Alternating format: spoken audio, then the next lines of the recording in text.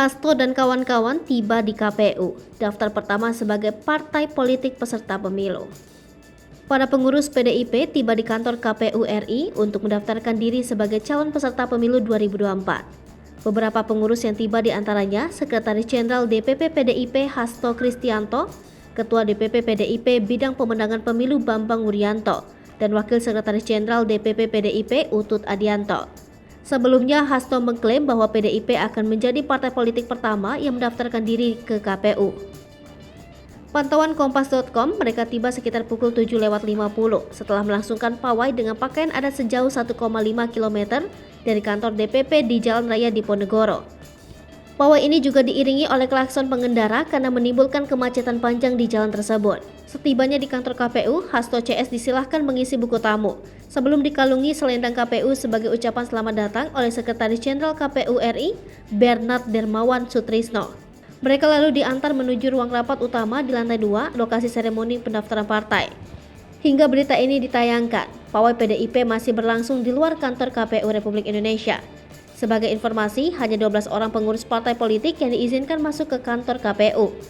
KPU sebelumnya menyampaikan bahwa sejauh ini 9 partai politik mengonfirmasi bakal mendaftarkan diri sebagai calon peserta pemilu 2024 pada hari pertama pendaftaran Senin 1 Agustus 2022.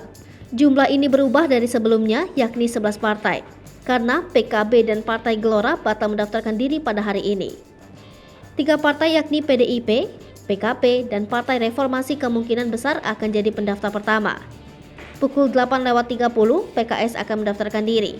Pukul 10 KPU akan menerima pendaftaran 4 partai sekaligus, yaitu Nasdem, Partai Prima, PBB, dan Perindo. Selanjutnya, PPP akan mendaftarkan diri pukul 15. Sebagai informasi, pendaftaran partai politik calon peserta pemilu 2024 dibuka selama 2 pekan hingga 14 Agustus 2022 pukul 23.59. Pendaftaran dilakukan satu pintu oleh pengurus pusat partai politik di KPU RI.